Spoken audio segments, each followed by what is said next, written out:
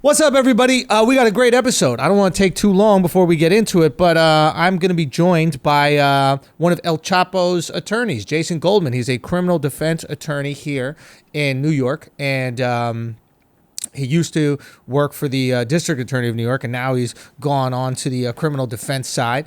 And yeah, he was part of El Chapo's team. He's defended tons of cases, and I wanted to learn how money laundering works. So not only is he going to explain to us how money laundering works. You know, I've been watching Ozark. I'm not going to give away any spoilers, but I needed to really understand it. I didn't think the show explained it that well. So he's going to explain how money laundering works, how these drug cartels and other, illegal businesses wash their money so they can use it, why we wash our money, why it's important to. And also he's going to get a little into how these criminal enterprises work and how lawyers defend them. You know, I asked him, I was like, do you ever feel bad defending someone like El Chapo? And he goes, I actually felt worse when I was working for the prosecution. Yeah. He feels better defending El Chapo than when he was working for the prosecution, trying to prosecute people like El Chapo. He explains it brilliantly. And so, yeah, let's not waste any more time. Without further ado, Jason Goldman. Jason, I've been watching the show Ozark. Now, we've spoken before about this. And for anybody who hasn't watched the show, we're not going to give away any spoilers. But basically, the show is about a family that launders money for a Mexican drug cartel, right? And I thought, who better to explain how money is laundered than someone who has defended the leader of a Mexican drug cartel? You know, this is the perfect situation. So let's start at the beginning. What is money laundering? Money laundering 101, I think Marty Bert explains in one of the episodes. But look, money laundering is you have a pile of cash that you got from a dirty business, yes, whether it be bookmaking, obviously narcotics, something along those lines, and you're sitting on a pile of cash. Now, like he says, you can't take that money and just go spend it freely like you would because you made it from a legitimate enterprise. The IRS will be all over you if you're making a huge purchase. You need to show legitimate income, always. So money laundering is a way to make that money clean, to show that it came from a clean business source in some sense of the word. Now, most people probably watching or listening go, okay, well, when I was a kid, I had a lemonade stand. The IRS didn't know shit about my lemonade stand. That money was maybe clean, maybe dirty. I didn't have a permit to sell lemonade on the street. I had a dirty business, right? I didn't need to clean that money. Why does someone who sells drugs need to clean the money? Well, it's at its most basic form. The lemonade stand is not illegal. There's nothing illegal about selling lemonade. What's illegal and what's always going to be illegal is selling drugs, right? Running, being a bookmaker, running a gambling operation illegally, right? Prostitution, human trafficking, things along those lines. Some massage parlors, those are going to generate illegal income. Ones. And you need to find a way to clean it. Yeah. Okay. Now, you need to clean the money because somewhere along the line, the IRS is going to get involved, right? Like, you don't need to clean a lemonade stand because you're not making enough money. But hypothetically speaking, if the lemonade stand was bringing in $20,000 a day, you might have the state going, hey, you don't have a permit to sell shit on the street, right? Well, it's not so much that. I think what you and I guess a lot of the viewers are confusing is kind of the second step. So really you can make $1 million off a lemonade stand. You can make $1 million in a nail salon. That would be weird. It wouldn't be common, but it's still, the IRS can dig all they want. And if you could show that you did that much business, that's fine. You don't need to clean the money because you did a great job at selling lemonade or getting people into this, nail salon, which doesn't happen very often. So why is it the IRS is even asking questions, right? In the show, they talk about this $10,000 thing, right? Like, you can't make any purchase over $10,000. One of the things that happens in the show is they basically say, hey, you can rob. I think Marty even says to one of the girls working with him, he was like, yeah, you can steal my money, but if you don't know how to clean it, it's useless. Now, I'm watching that going, no, it's not useless. I could buy things with that. Why can't you buy things with dirty money? You can't do it because, and this is what's different in today's day and age than back in the day, is everyone uses credit cards now. Right. Everything's done electronically. Yeah. And in the 1900s, early 1900s or middle of the century, it was a cash business. So you can go buy that Lamborghini in cash, and it just looked like a regular transaction. My parents bought their first car, the Toyota Corolla, in cash in New Jersey. How much was it? Oh, God, that's a great question. I don't know. But they went to Jersey. They bought a brand new 1983 or 84 Toyota Corolla in cash. And I think the New Jersey taxes were lower. That's why they went to Jersey to go buy it. Yeah. Okay? Yeah. Now you're saying you cannot do that? You can't make a purchase of $20,000? I can't just go buy something? You can still do it, but it's going to be scrutinized by the IRS because it's rare now, because everyone uses credit and you have that much cash on hand. That's the whole thing.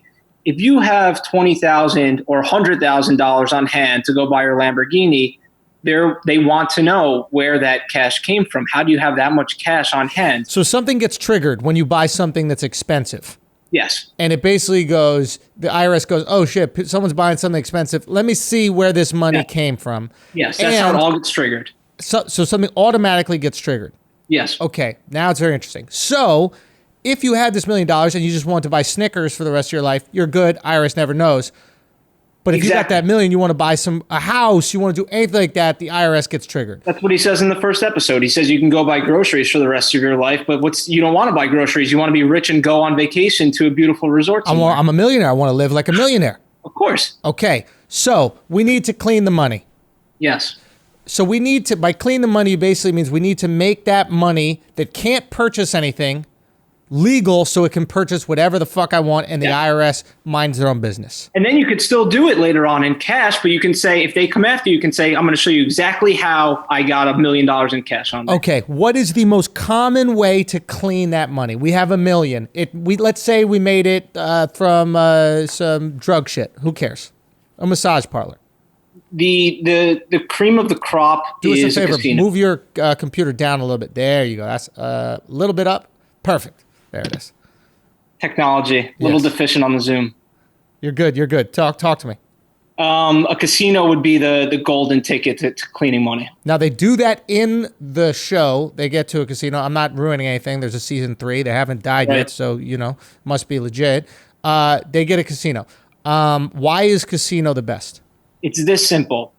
When you clean money, you want to show that you made as much income as possible. You want to cook your books. Yeah. So you don't want to say that you made 10 million, you want to do 20 million or $30 million in revenue. The more the merrier. Right. This guy has $500 million to clean. So what you want to do in any business, whether it be a restaurant or a casino or a nail salon, is you want it to make it look like the customers put that money into your system. Right. Not your dirty money. So if I have $10 million in a duffel bag that's dirty, that the cartel gave to me. Yep. And you go to a casino and you know the owner, or you own the casino. People gamble there. All you have to do at the end of the night, this is on a really simple basis, is make it look like your casino made $20 million as opposed to the actual $10 million it made. Right. A casino is easy because a casino is a cash business. People don't play roulette with their credit card. Right. They put in cash, they get chips. No IRS, no federal agent is going to track down every single person that attended the casino that night and say, tell me exactly how much you spent. Question. If you buy $10,000 worth of chips or more, is the IRS alerted? I believe they are. So then you're still fucked. Well, they're not alerted. They're alerted when you win $10,000 or more. But if you lose, which is what you would want to do if you were laundering money through a thing, you could basically lose an infinite amount of money in the casino. I mean, that's the whole point of a casino. The odds are you're going to fucking lose, right? So then you wash it that way. Okay, so that's later on. Early on the season, they buy a fucking restaurant. What are the most common ways to launder money? Like, you hear people do it through a restaurant or a nail salon. You always hear like these Vietnamese nail salons are actually fronts for drug money, etc. How would you launder money through one of these businesses? You lie about the amount of manicures you're getting? Yeah, you lie. You cook your books up. So that's cooking the books. So when you really do 10 girls' nails, but at the end of the day, you're like, no, we actually did 20. Here's the cash for the 20. Exactly. An Italian restaurant, we sold in real life tonight 10 lasagnas. We report that we did 30 lasagnas. We did 30 lasagnas. Yep. Okay. Perfect. I understand it. It makes sense. The money goes into the business, right? Correct. Now, you have to pay taxes on that money that has went into the business. Correct. So is the money launderer basically going, I don't mind giving the government 20, 30% on the top. Yes. Now, if the government is getting their cut, if the whole reason why money laundering is illegal is because you're circumventing the government getting their cut, and now you found a way for the government to get their cut, why do they care? Well, money laundering is not illegal because you're circumventing the government from getting their cut. That's tax evasion. Money laundering is illegal because they don't want you to profit off of doing something illegal, such as selling drugs in the United States. So it's basically something that they invented so they could get drug dealers, because oftentimes you can't nab the drug dealer. Essentially, that's exactly what it is. Racketeering, all these types of things. It's like, that's exactly what it is. There's no way we're going to get El Chapo handing a bag of coke precisely to someone else on the street and exchanging money. But we can get him advising other people to wash this money. Precisely. Interesting. Okay. Now this is making a lot more sense. So I have this restaurant. I basically say I have more lasagnas, etc. What often happens in the show is, and they talk about this a lot, is like upgrading the place. So they buy new carpets. They buy new ACs. Are they lying about the amount of ACs that they're buying? So they say I'm going to buy 10 ACs. They just buy 2. There's two schools of thought to this. The easier explanation and kind of the not as exciting one is that the company that they buy these goods and services from are a shell company for the actual cartel. So it wouldn't be that realistic. And this is kind of where TV comes into play. Yeah, that's possible that happened. Obviously, Ozark's, the first season takes place over a short amount of time. Yeah. It's unrealistic that the cartel was able to own an air conditioning company, something along those lines. If they did, then yes, you can say, I bought 25 AC units and I spent $100,000. The company only gives you 4 units, and that extra cash just got sent into the cartel directly. That's one explanation. The other one, which is more realistic, and again, they don't really explain either way in the show, so it can be either of these versions. The second version is if you up your expenses. So if you say to a contractor, look, I want $3 million of carpet, but I want your books to reflect $7 million. And my books are going to reflect $7 million. Then later on, when you say I made $8 million this year to the IRS, it only looks like you turned a $1 million profit, 12%. That's not really going to raise suspicions as much. So you lowered your own adjusted income. And now you're not even paying taxes on that money. What was that? You're not even paying taxes on that revenue because it's not revenue. That's the nice double dip of that, is that you kind of get the tax evasion part by paying the expenses out as well. Right, because if you just cleaned it flat, the government's going to take their chunk, and on $1 million, they might take 45% or 50%. But if you act like that $1 million was expenses, the government doesn't touch it, now you get that $1 million clean. Yep, you double dip it. And that's where you get hit with the laundering and the tax evasion charge. Exactly.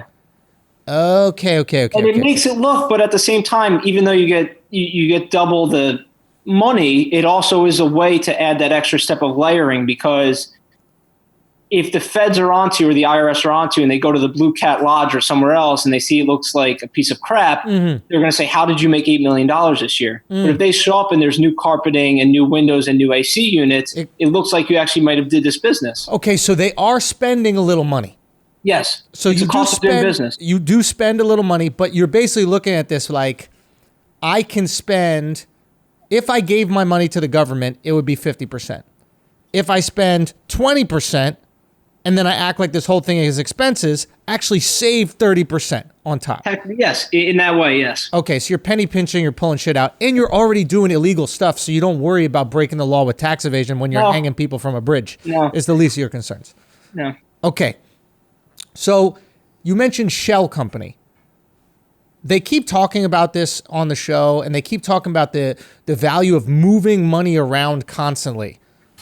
What the fuck is a shell company? One. A shell company it's to hide ownership of who actually owns a company. So the air conditioning unit company, a shell company is the LLC or the company behind the ownership of that. It's a fancy word for owning a company without disclosing it. So it's a company that can be owned without a name attached to it? Yeah, it happens all the time. Within America, you can own a company and then nobody is the... Well, a lot of the times they set up the corporation in Panama or in the British Virgin Islands, or sometimes in Switzerland back in the day before their laws got a little bit tighter, is they set up these companies offshore. And then a company that's offshore can still do business in the United States. Absolutely.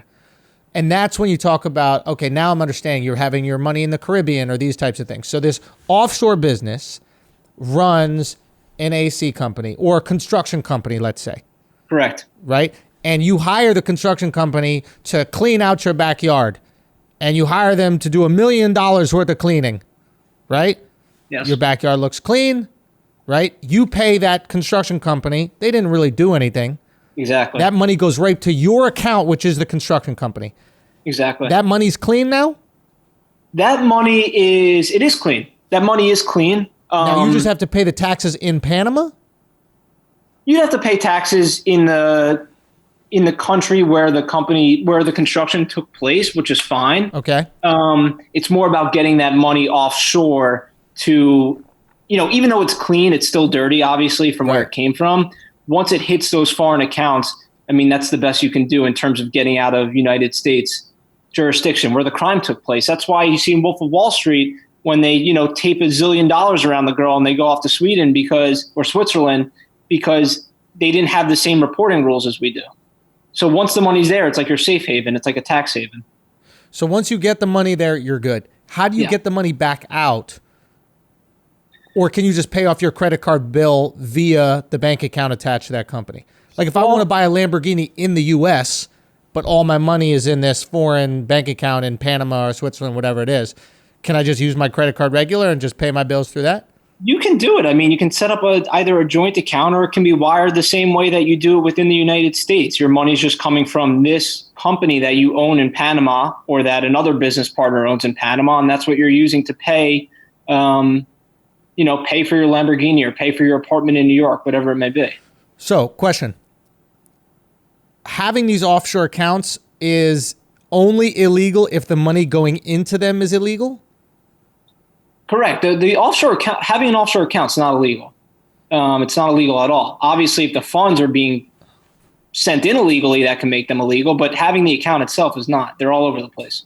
And it's completely okay. Yeah. So when you hear about like Apple holding all of their money in China or wherever the fuck it is so that they don't have to pay American taxes on the money, that in no way is money laundering. That's not money laundering. Completely kosher. No, I mean, look. They're regulated, those big companies, heavily by the IRS. You see it with Amazon a little bit in terms of what their books look like with expenses and income, and that's a whole nother world. But money laundering is kind of the opposite of that. It's cooking the books. Yeah. And these companies aren't involved in it. It's more, like you see with the Marty Bert example, and some banks have been involved in it as well. But there's nothing illegal about having an offshore tax haven setup like that. But what's illegal is where that money got there from. Okay. So you worked on both sides, most excitingly with Chapo. What can you speak to what they were doing to launder their money? Well, for full disclosure, just to start off with, I did only join this law firm right towards the end of the Chapo case. Right. But what's in the record and what's public is that you could speak on. Yeah. I mean, the cartel was so and is so gigantic that, they set up a few different ways to try to launder money. Uh-huh. And again, this is what kind of came out in trial testimony and through reports, but they just had a lot of runners. That was one of their ways to do. And I think Marty might've mentioned it in season 1 is you can have people go to banks all over America and elsewhere and deposit very small amounts and they won't get noticed at all. Smurfs, they call them, right? Smurfs. It'll take a very long time. Some of them will get caught, but if you have the patience and the organization is big enough, I mean, it's right under the government's nose, but that's the easiest way to go about it. But it's just it takes so long because these people can only deposit, a couple $1,000 at a time. They got to go under 10,000. You have to. And even if that's the thing is, even if you go right under 10,000, that'll raise suspicion. Some people think, I can just keep going to the bank and deposit $9,500 every week. Yeah. That is just as bad as putting in $10,000. So now you just need hundreds of people doing this constantly. And that's more people that can get caught, more people that can get compromised, more people that could potentially snitch, and you end up getting fucked over. That's one way as well. Another way is, and I think the cartel has been alleged to do this a little bit, which is, taking the illegal cash in the United States, buying commodities, T-shirts, yes, maybe some produce, some other things, and literally driving to Mexico and selling them on the street or selling them to vendors and turning the cash that way as well. Now, I heard, there's something called like an underground peso exchange or something like that, right? And I heard this was kind of cool. Maybe you can correct me on this, but I heard that there's often a broker, and the broker will connect the cartel, right, with somebody in Mexico that needs something and somebody in America that has something. Right. So, for example, there's this store in Mexico that wants to sell sofas, but they have to get the sofas in order to sell them, right? So the cartel goes, hey, we're going to buy the sofas from the people in America, right? We're going to buy that with drug money, right? Mm-hmm. You just pay us when we get the sofas. Now I'm selling sofas. I'm not selling drugs. Perfect. Now, the person that they're buying the sofas from in America, the cartel, I guess, uses the drug money to purchase the sofas. They do. And that doesn't get hit with the IRS or anything? Well, that's the same thing like he talks about early on is you can't push the envelope. Sofas would probably be up there towards the more, larger purchases that could be made. Yeah. But it literally might be something as small as T-shirts, little trinkets that you buy at a hobby store and bring them down and you see these vendors on the street sell them. It's a small turnaround, but that will not raise any suspicions. You move up to sofas, obviously that's a little bit larger of a purchase through cash, but it still would not raise, huge eyebrows like if you moved up to a car or something along those lines. Did Castro have to deal with any of this shit, or did this all happen afterwards? Chapo? Castro. Not Castro. Escobar, sorry. Did he have to deal with this kind of stuff? Yeah. My knowledge is not as much, again, because like I talked about in the beginning, it's only, late 1990s or mid 1990s till now where the credit card industry and, electronic transfers are more prevalent. But, he was thriving in the 70s and 80s when it was, the world was cash. Yeah. And you could just move around the cash and it wasn't a big deal at all. A little bit more. That $10,000 thing really fucked everything up, huh? It really did. This whole technology just makes everything more difficult. They think it makes it easier. Now, any restaurant that only accepts cash, are they laundering money? I hope not, because I frequent a good amount of them, and they're some of my favorite restaurants. So I hope that they're not engaging in anything illegal, and I hope that they're going to stay alive. Now that's the politically correct thing to say, but there's no doubt that restaurants that only accept cash are, they're opening themselves up to that possibility or that kind of scrutiny. Is that it's so easy, and if they're not, the other question is, are they evading taxes? Because that's kind of the opposite of money laundering. Evading taxes is you're underreporting. You sold 10 lasagnas that night, but you're saying you only did 5 lasagnas in revenue. And you're just making that margin so small between your income and expenses that at the end of the day, you're going to pay no taxes at the end of the year. Right, because you don't have to profit. You just have to prove you sold enough lasagnas to pay the electric bill, to pay the rent, and to make sure that you can continue living, right? Essentially, yeah. And when you really push the envelope, you can even say that you took a loss on the year and that you're owed money by the IRS. Really? Of course. But, that can only go on for so long, obviously. Now, Native Americans... That's how a lot of these startups go for years and years, and everyone says, how does Uber, how does this company... How do they function when they say they lost $560 million? They didn't make any money this year. because they're getting a huge tax break. They might be getting a refund, and it's because they're operating at a loss each year. Eventually, they're going to turn a profit. So restaurants, I know in New York City and elsewhere, some people talk about a 10-year turnaround. So for the first 10 years, you're not going to be making any money. You might be operating at a loss. Yes. I mean, you can use that if you were actually making a profit and you wanted to, engage yourself in criminal behavior. You can still say that you took a loss that year, and obviously you didn't. Do you think it's possible there are employees that don't know that they're working for a drug front or like a laundering business, et cetera? I'm sure there are. Would you say most? I can't speak to their knowledge on it. I mean, look, I keep bringing up the nail salon because it's kind of a classic example. And these workers on the front lines are really, they're not with it enough to know what the owner's doing in terms of their own books. Right. But sometimes the FBI or the feds or even the local police will either arrest that person with good cause, or they'll try and set up some sort of sting operation or undercover operation to see what exactly is going on in the place and how much business they're doing or not doing. And that's how they get this ball rolling. Question. One, El Chapo is guilty of running the cartel, right? Allegedly. Allegedly, right? Yeah. Okay, this is good. And I understand that is your job, right? Does he just say, no, I don't do it? I thought he's pretty open about it. Like, yeah, I do it, but you just got to prove that I do it, right? Sort of. I mean, look, I don't want you to get killed, and I have a follow-up question to that because I'm curious about, like, you see, as lawyers for the cartel, allegedly, are you concerned about your life? Absolutely not. People always ask that. They say, whether it be cartel, any other crime, organized crime, street crime, whatever it is, they say, are you concerned or nervous or scared? And I say, no, we're their last line. We're their best friend if we're doing our job right. But what if you're not? I mean, didn't he get locked up?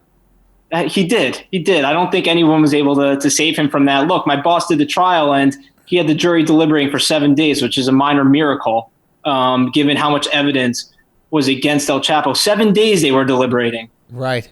There was mountains of evidence. There was cooperators. I would deliberate too. What? I would deliberate too, right? Am I really going to say guilty to a guy who runs a drug cartel?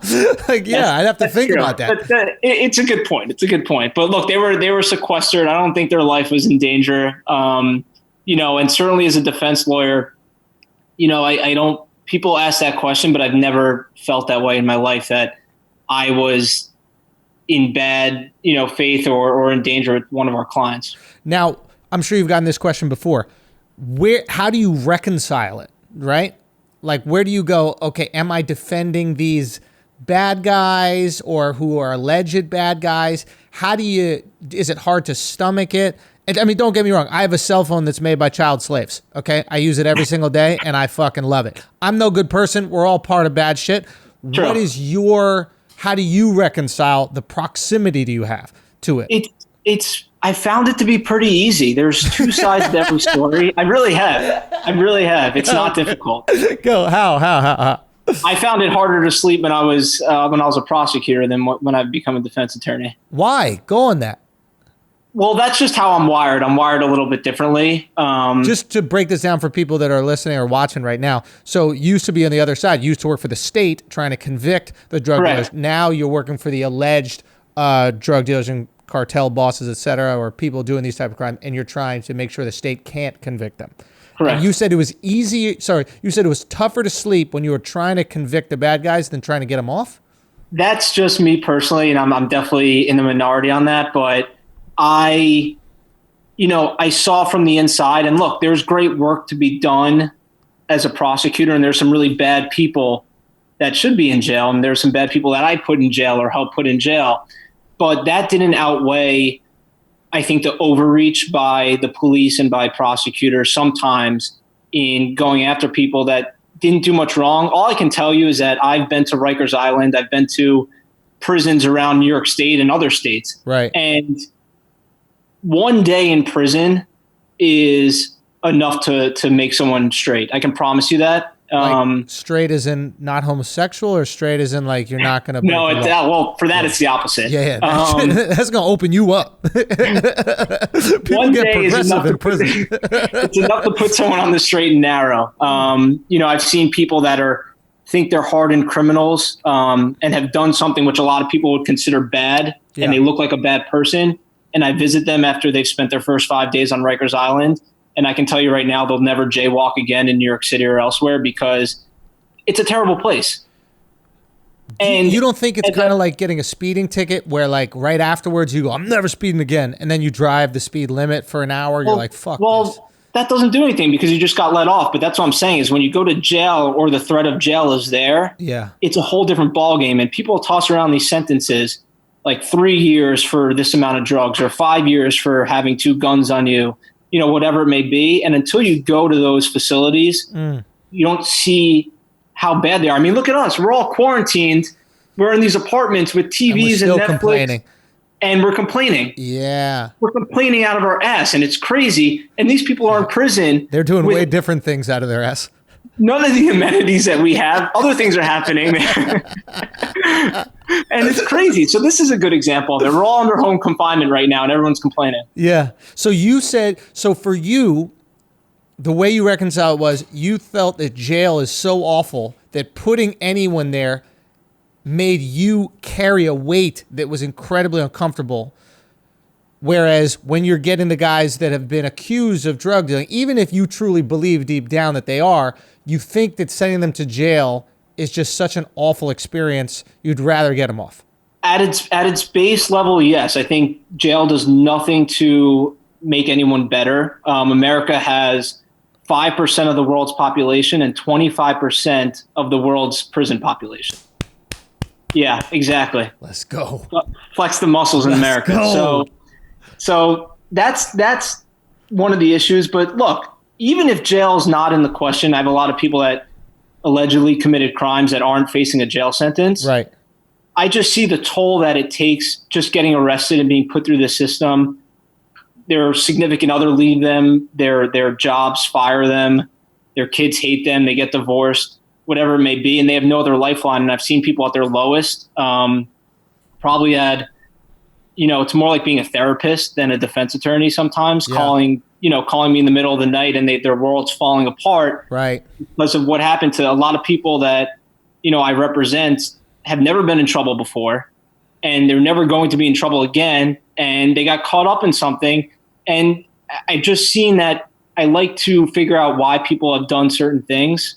And usually there's a deeper cause down there, and I can justify it. Like what? Well, I can speak on this example because the case is over. But I represent someone, or I represented someone that was alleged to have been in a relationship with a girl that was underage. And he was obviously an older gentleman. Right. And when I tell people the beginning of that story, they just say, well, how could you physically, how could you sleep at night? And second off, how could you even defend him anyways? You know that he did it. And then I tell the rest of the story. I say, one, the girl sent him a fake birth certificate showing that she was 18 instead of her actual age, which I won't tell you what it was. Second. What was it? It was low. Second. Was it teens? Yeah. 13? No comment. So. Whoa. So.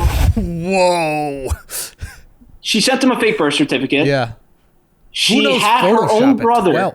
She had her own brother text her and say that she was 18 as opposed to her actual. She literally called her brother and said, I'm going to text you. I want you to tell me my age via text. She took that message and screenshotted it and sent it to this guy that I represent to say, look, my brother said I'm 18. Third, she went to his house while he was home. And then lastly, he's paralyzed from the waist down because the cop shot him 3 times in 2012. So he was already paralyzed. Correct. So he can't have sex anyway. He physically can, but he can't take control of anyone. Put it that way. Got you. Yeah. So she needed to get away as she could get away. Yeah. Interesting. Yeah, this is a wild case. So then you defended him. Did you get him off? Or Well, did she? I only defended him after the trial took place. I defended him in the post-conviction efforts, which are still going on right now. Yeah. Now, did you ever look at him and be like, bro, I mean, sometimes you got to trust your eyes. I told him, I said, dude, you're an idiot. Good. But that's the thing. Being an idiot doesn't make you a criminal. That's a good point. And that's easy. I can sleep all day with that case. He's one of the nicest guys. I talked to him. I set up legal calls with him because he's in a facility right now, and that's easy for me to sleep with. No problem. Now, that is a good distinction to point out. There's so many different people just don't realize that there's so many. Look, Harvey Weinstein, you can call him any name you want. You cannot want to have dinner with him. You cannot want him to be your uncle or your father or whatever it may be. There's all these different things, but you have to separate. Did he rape someone or is he just a monster? And there's a difference, and people don't get that all the time. Yeah. There's levels. I think it's very difficult. There's levels to it. It's way different. Holding somebody down and raping them is way different than going, so do you want to be in Shakespeare in Love? Yeah, exactly. I think most rape victims that have experienced the severity of a rape in an alleyway would definitely take the Shakespeare in Love role rape over what they experienced. Probably. I think it's a good offer. I guess Shakespeare in Love was kind of hot back in the 90s. Oh, yeah. Won an Oscar. I mean, he came through. He delivered on his promises. There's one thing that you have to say. He was a big quid pro quo guy. But I guess the jury, saw it a little bit differently on his end. So I mean, he was definitely cooked. Actually, talking about movies, do you think people launder money through movies?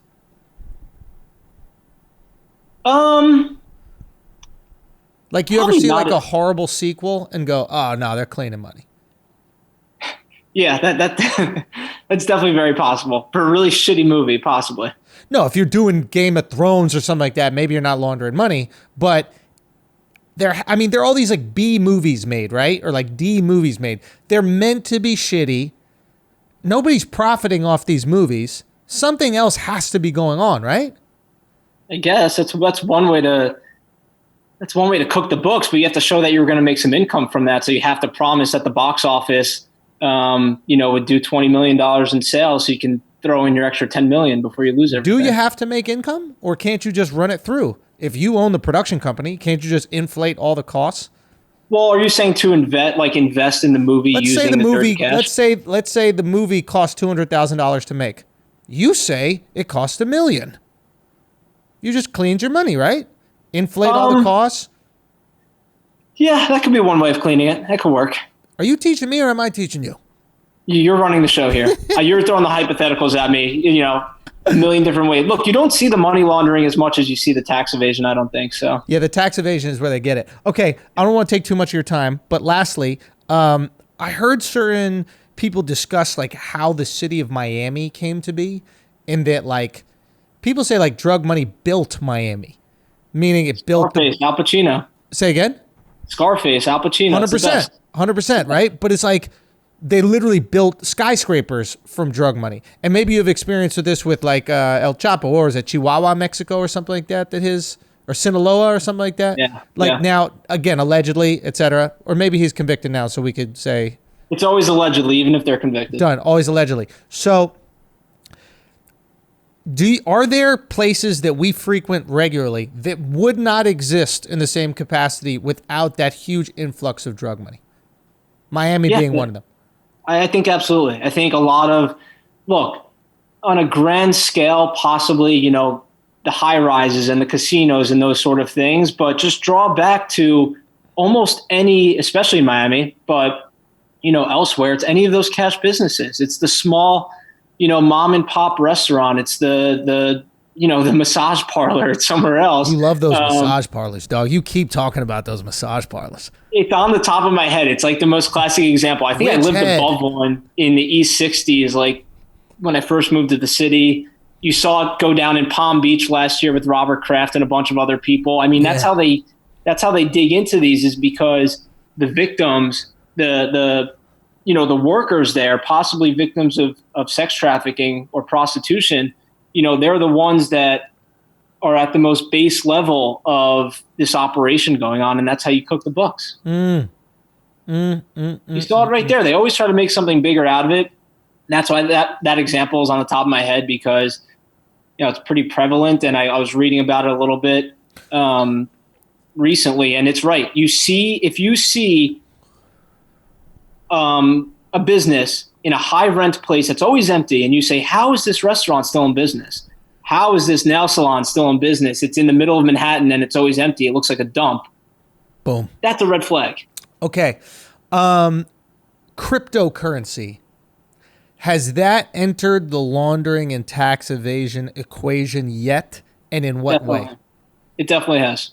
How is it done and how is it used? I don't own any of these things. I don't even get it. But how would one launder with crypto? This is going to be very tough for me to answer because I'm technologically deficient. Okay. Bitcoin's the next wave. We talk about the last 15, 20, 25 years, credit cards and wire transfers. Bitcoin's like the 2020 and into the future of the version of that. I think it ties more into kind of what you see with stock manipulation. And things along those lines is not so much money laundering. It's more pump and dump schemes. Bitcoin's like a fiction out there, and these people behind it can, value it at a certain level. So they pump a lot of money into it. The stock goes up and then they get the fuck out. On a basic sense, yes. But look, it's just as confusing. But not laundering. You don't think people are trying to launder through Bitcoin, or they're not giving people Bitcoin instead of sofas or trinkets or T-shirts like they were in... add an extra layer of getting away from the IRS. Absolutely. I guess it's the new version of being able to pay, instead of paying employees or paying an air conditioning unit company, you're paying, Bitcoin or someone that accepts Bitcoin to do these services. It's possible. It creates another paper trail. All right, guys, we're going to take a break for a second and pay some bills here. That's right. We got Blue Chew sponsoring this episode of the Quarantine Chronicles, the Red Table Cough, the Chronicles. We don't have a name just yet, but they are here. Guys, if you guys don't know what Blue Chew is, then your girl's not getting the best dick of her life, plain and simple. You are locked in. You are shelter in place. You are not going anywhere. You have to deliver the dick with regularity, okay? You can't say, I'm tired, all right? You can't say, oh, I'm busy. You got nothing to do but deliver the dick. So make sure it's the best dick that you've ever delivered in your entire life. Your girl deserves it. If you got a great girl, she's holding it down during quarantine. She's cooking up them meals, making them all delicious, right? Tapping into that primal feeling you have of a woman feeding you that thing that you just hunted. You're not hunting, but she's still feeding it to you, okay? Make sure you give her the night of your life. Blue Chew. Same active ingredients and Viagra, Cialis, all those other things. Prescribed online. It's free. You can get it for free. Ladies, if you're watching right now or listening right now, your husband can get it for free. Your boyfriend can get it for free. Okay? It's just $5 shipping. $5 shipping, that's it. BlueChew.com. Use the promo code Andrew. BlueChew.com. Promo code Andrew. Deliver the best sex of your entire life. Okay? Stay hard. Stay married. Simple as that. Stay hard. Stay in your relationship. That's a fact. Now let's get back to the show, my man Jason. Okay, last question, then I'll let you go. The stupidest way you've ever seen or heard of anybody trying to launder money?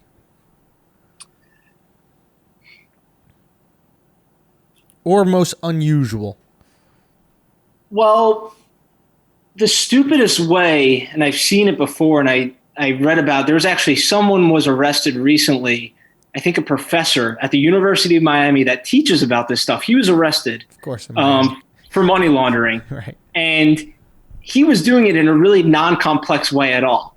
He was into his bank account. He was receiving illegal funds. I think it was from Russia or somewhere else. He hooked up with these people that were running something illegal overseas. They wired into him $200,000 a week, whatever it was. All he was doing was withdrawing, I think, 90% of the money, keeping 10% for himself, and he was giving that 90% to another guy that was involved in the operation and just circling it back to the hands in Russia. And it was that simple. That's all he was doing. They were trying to clean it by showing that he was, fulfilling services for them in America, whatever it was. He had nothing set up, no shell companies, no front businesses, nothing. It was like all on paper, for some sort of service that he was running for them. And that's all he was doing. And he was just withdrawing money and giving it back to them. So just an idiot. And it was like every week he was getting like $200,000 into his account. Okay. And he teaches this stuff. I just read about it. It's from University of Miami. Forgot the guy's name. Top rate education Florida offers, huh? Look, sometimes you do something so obvious it doesn't raise as much flags as the more complex schemes. Ooh, question. Gold. I'm going to throw out a hypothetical issue. You let me know if it's possible. I have all this cash. I buy gold, okay? I melt the gold down, so there's no like markers on it or anything. It's just gold, okay? I take that gold. I can sell that gold for cash, right? Or I can take that gold somewhere. No? You could take it to the Diamond District, maybe. Take it to the Diamond District. And then somebody asks me, hey, where'd you get that gold? I can always be like, well, I found it in the ground. My grandfather gave it to me, right? There's no way you could trace gold. No, you can't trace it, but try giving that explanation. I found it in the ground to the federal agents that come knocking on your door. They don't watch Gold Rush? They're not into movies. I've dealt with them a lot. The sense of humor is not that high, and then they don't watch as many movies. I'm just saying with a precious metal, right, that is completely untraceable, or buying diamonds or these things, once you get it into that form, aren't you off scot-free? They're always going to trace it back. You're going to have to show that they're going to show that. I found the diamond. I was at Tiffany's. It must have fell on the floor. I scooped it. I'm out. It's not illegal. The video at Tiffany's going to show that? Not Tiffany's. Maybe outside in the street or something. Like, there's just no way that they can prove that you did anything illegal for that. Once it's in the mineral, right? Maybe you can pull it off one time and you'll be scot-free. Maybe once. But after that, you're saying they're just going to monitor my every single step and then eventually find out what I'm doing to get this money. I think they'll probably find out on the first time because they're going to get video from somewhere. They're going to get some sort of trail that shows that you didn't just stumble across a piece of gold. God damn it, Jason. I know. I wish it was easier, but these people just don't really get away with what they think they are. Okay, when you're going through the El Chapo case or any of these other cases, right, and you see the steps that these people are going through, right, to continue their illegal businesses, right? They're 15 different step process, and money's changing over hand in hand, and thinking about these crazy schemes and buying a submarine just to get drugs into America. Do you ever want to like look at them and go, if you tried this hard to just make legal money, you'd make as much money? I don't, because they probably wouldn't make as much money. It would take them a lot longer. Look, being a criminal is easier. You can make it pretty quickly. You can make it quickly, right? But to do it at the highest level, right? To do it at the highest level, you don't think that they could be a millionaire with no stress? You don't think Chapo could probably be a millionaire with no stress if he just did something legal with the work ethic and the leadership ability? I mean, it's a good question. Look, everyone starts at a very low level. My dad always said this to me. He said, people don't start off at this huge level. You're pushing, $100,000 of narcotics. You're, involved in organized crime, and you're setting up a gambling book that's doing $1 million a year. You don't start at that. You start very, very small. Right. You see how easy it is to get away with something. Whether it be a small level of tax evasion, whether it be a small, drug sale on the street. You get caught up in it. And you get caught up in it. And that's the whole thing, is that you see how easy it was. And it is easy in the beginning. It appears to be easy in the beginning. Right. No one's going to catch you, like you said, on your gold example, or, selling a small dime bag to one of your friends, whatever it is. But it's 5 years later when you saw how easy it was and you got up to this grand scheme, and now obviously you're under someone's radar. Someone's snitching against you. You're just not going to get away with it. And that's, I don't think they ever stop and sit to themselves and say, wait, hold on. I should just go do something legitimate now, even though this is going perfectly for me, because I'm going to get caught soon. You just get caught up in it. Was El Chapo cool? I wish I could give you a better answer. I only met him for about 10 minutes on the very last day when he was being sentenced, in Brooklyn and then sent away to Colorado. He's definitely practicing good social distancing right now. He doesn't have to worry about that. He'll probably come out on top compared to all of us. But my boss represented him really well. The jury was out for 7 days. He really took over the case, and El Chapo was very grateful for that. He hugged him. His wife comes by our office, and she's sweet. So he seemed to be a cool guy. Is the wife hot? What was that? Is the wife hot? Look, she's a good-looking lady. Good answer, Jason. She's a good-looking lady. But him, and then even the people that are much lower down. Everyone's situation is different, but everyone that walks through the door, and some people say this when they find us, they say, is my case going to be treated with the same level of care as an El Chapo or some of these other people that you guys have represented? And I say, look, I treat every single person as if their life's on the line. It actually, the clients that, on the outside, it looks like their case is less high profile or less serious.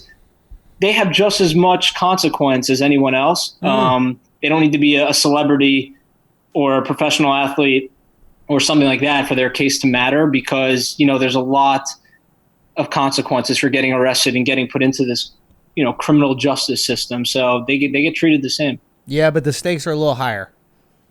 For who, though? I mean, for you guys, because if you guys mess up, you could disappear.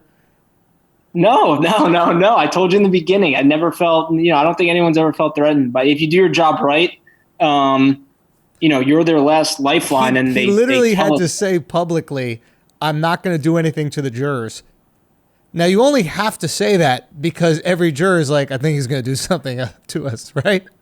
I mean, look, the judge was taking those extra steps to make sure that jury selection, had to be impossible for that case just to get people to want to sit on the jury. Right. But, they were sequestered. They were, kept anonymous. And I think that I'd like to think, and I do think, that they were deliberating for 7 days because of, how good of a defense was put up for him. Right. And look, a great point was brought up is that, and my boss, Jeff, did a great job of. Yeah. What was your guys' argument? How did you guys defend him? What'd you say? There was a lot of arguments, but, one argument that you always sneak in a case, in a lot of cases, a defense attorney, but especially in this case, is you just look at each juror and you say, you're a taxpayer, right? Yes. You want to know how much money just was put in to bringing this guy into our country, to trying him, and to housing him in federal prison. You don't even want to know how much money, $15 million, $20 million, $50 million, to prosecute El Chapo in Eastern District of New York in Brooklyn when this guy never stepped foot here. He lived in Mexico. Does that make anyone's conduct legal or illegal? No, it doesn't, obviously. But that's something that you sneak into a jury, and even on low-level cases. When I was a prosecutor, I was left with a terrible task. One case, literally, I had to go to a jury trial for a guy that hopped a turnstile. He hopped a turnstile. He got into the subway. He was arrested. And he would not accept what we call an ACD, which very quickly, it's essentially a dismissal. It's a dismissal if you don't get arrested in 6 months. He wouldn't accept it. Everyone accepts it. Not guilty. And out of principle, this guy would not accept it. And he was sitting on Rikers Island. He could have walked out of Rikers Island if he accepted the deal. Yeah. And he didn't do it because he wanted to to challenge the government. So I, as 3 months into being a prosecutor and 3 months out of law school, had to try this case. So the jury panel comes in. Everyone's missing work. No one's getting paid. They're brought into this, piece of crap courtroom in Brooklyn. I'm sitting there in my suit, and I stand up and I say, this case, actually, my opening line, I said, who took the subway here? And everyone raised their hand. And I said, who paid for their subway ticket? And everyone raised their hand. Yeah. And I said, would it piss you off to learn that the guy next to you on the subway, who's bumping into you, who smells, who knocked over your coffee on your morning commute, he didn't pay for his ticket? And I got a quick chuckle and a quick couple hands went up. And then I think they realized that I was prosecuting this guy at the other table who had a Bible verse tattooed from his eyebrows to the back of his skull and was asleep at trial for fare evasion for $2.75. And I lost a lot of the crowd there. I could have all the video in the world, which I did. I had 2 police officers testify to say I had everything. He did it. It was on video. And they let him go? Obviously. How? Of course they did. Because what we just talked about, the defense attorney got up there. He stood up, and the first thing he said, he goes, guess why you're here today? He goes, you're here over $2.75. He goes, that's why you're here. You're not at your jobs. He goes, you're at jury selection, and you're going to listen to this trial because the government is using your tax-paying money to prosecute my client over $2.75 that he stole from New York City. So they said he wasn't guilty of something that he did? Absolutely. But he is guilty. You see him doing it. Doesn't matter. Yes, it does. That's jury nullification. That is, we don't care because this law just doesn't make any sense. Ah, that's different. So it's like we just don't give a fuck.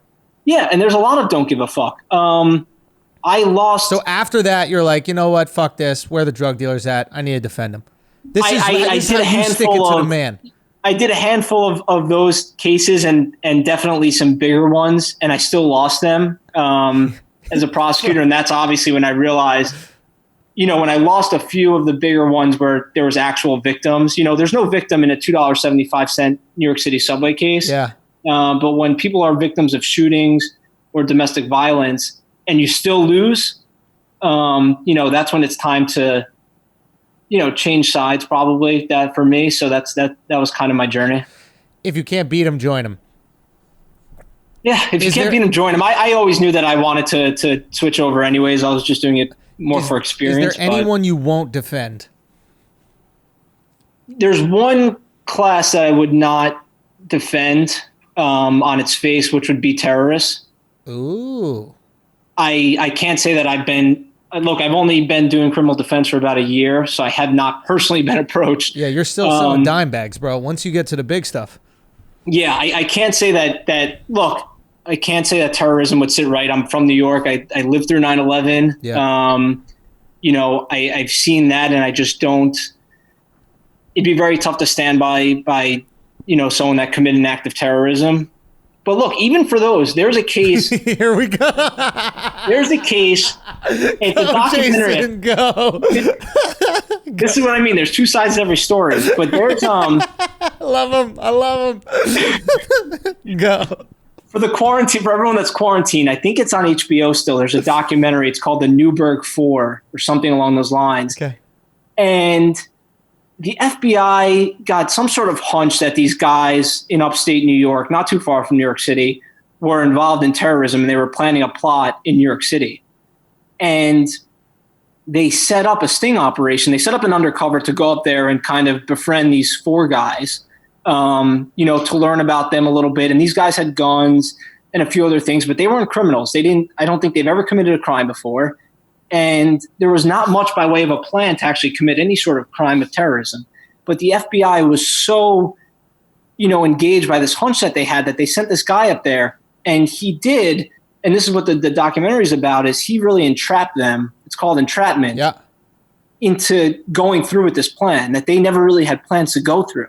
And I think they were convicted and then they got out on an appeal, but it showed that they had no reason or plan to commit this crime until the FBI agent got there, befriended them and said, look, I got these bombs in my basement. Right. I'm thinking about targeting this area. Are you guys in for this? We need to pursue, this cause, whatever it may be. And he kind of brainwashed, entrapped them. So he radicalized them. And interesting. And that, it just goes to show that, the people at trial, the jury that heard that case, they probably didn't see that. And now the documentary sheds light on it, or the attorney didn't do a good enough job of showing that that's what happened. It's a tough thing to defend. That's the kind of case that I would defend. It looks like terrorism, but it's really not. I mean, he radicalized them the whole way. Yeah. I saw that when I was an intern at the Bronx District Attorney's Office. This is when I knew I wanted to become a defense attorney. I was listening to endless hours of phone calls between this low-level heroin dealer in the Bronx and someone from the NYPD. and he was working obviously as a snitch or as an undercover. And the guy, every week he would say, look, I want to get out of this. You know, he was a Hispanic guy from the Bronx. He dealt a little bit of heroin, but every time he said, look, this is the last time. You know, I want to get out of this. I want to, you know, do something legitimate with my life. I don't want to be exposed anymore. I don't want to do this anymore. And every week the undercover would say, look, I got another, you know, 100 buyers. We're about to make a lot of money. Let's do it for another week. And he pushed them. And he pushed him for years. And he built up a huge case. And then they arrested him on these major trafficker charges. And this guy, I heard the phone calls. He didn't want to be involved in this. He didn't. So there is a lot of corruption on the prosecution side. It's not, look, it'd be unfair to call it corruption. You know, at the end of the day, did those undercover agents put a gun to this guy's head and say, you're going to deal the heroin? Everybody makes a choice, but they lead you down the road to a certain choice. They lead you down. You don't hear about this much at all, huh? Because by the time it hits the newspaper, it's just a headline: drug dealer arrested. You don't really find out how he becomes a drug dealer. This is why entrapment exists, huh? Yeah. But the entrapment defense, at the end of the day is very, very, very tough because you need to show that you had no disposition whatsoever but for that contact made to you by the undercover. And usually these people are predisposed. Look, the heroin dealer in the Bronx, he was drug dealing. But what caught me and what didn't sit right with me was every week when he said, look, I really am done. Don't come to me with any more buyers. And then every week the guy would say, look, I know you said you're done, but I just found $1 million that we can flip $1 million quickly to these buyers, you know, in downtown Manhattan. And he would do it. Fuck. So that's a good example that tied in. I know that documentary about the Newberg case was pretty spot on, but look, in general, terrorism would be pretty tough to stand next to and defend, but there's a lot of good defense attorneys that do it. I mean, a lot of people just want to make sure that the person gets a fair trial, they get a fair disposition. A lot of it has to do with death penalty, which is more of a philosophical approach. I mean, there's death penalty attorneys that just take on those cases just because. Doesn't matter who it is. It doesn't matter who it is. The Boston Marathon bomber, right. Oklahoma City bomber. It doesn't matter who they are. They always say their first line, those defense attorneys at trial, they say, he did it. They say, I'm not denying one thing. He did it. He set off this bomb. He goes, all I want you to talk about with you is why he shouldn't be given the death penalty. Okay. Talking about bombing, have you ever had a joke ready for like when you were talking, when you're giving your, what is it called? Summation. And have you ever had that joke? You thought it was going to kill. You thought that the jury was going to laugh and then it just sunk. I haven't because I've seen jokes not work out as much as they, you know, I've seen them not play as well. Does your client look at you like, bro, what are you doing right now? Like my life is on the line and you're trying to get chuckles from these 9 assholes that want to go back to work? It's not a good situation. It doesn't read well. It doesn't read well. I do a fair share of appeal work. So I look over transcripts that other attorneys did at trial. Yeah. And you see these jokes, especially when you don't hear them and you just read them on paper. And I read them and I just think in my head, I'm sitting at my desk and I read the transcript and I just think like this client must have wanted to kill this guy. Like, what is he talking about? This was a terrible idea. The jury probably hated him. This joke was awful. You know, so I've always kind of steered away from the humor aspect, but it does work if you present it correctly. It definitely could work. My man, dude, you want to humanize with the jurors. You want to show that you're the realistic one. You're representing the little guy over here, even, you know, making El Chapo look like the little guy. Right. You're representing the underdog. And the government, the big bad government, is going after him with your tax-paying money. Yeah. That's the issue. It's all about your tax-paying money. Hit them with their pockets, right? Just think about the subway turnstile case. It'll stick with me forever. 100%. Bro, thank you so much, man. And again, tell them where they can contact you if they need a great attorney or if anybody else. Just let them know. Yeah, absolutely. Jason Goldman, and an attorney at the law offices of Jeffery Lichtman in New York City. And if it's good enough for El Chapo, it's good enough for you. Hope so. My man, thank you so much, man, for taking the time. I really appreciate you, Jason. Be good, all right? Thanks for having me. Stay safe. Peace. Thanks.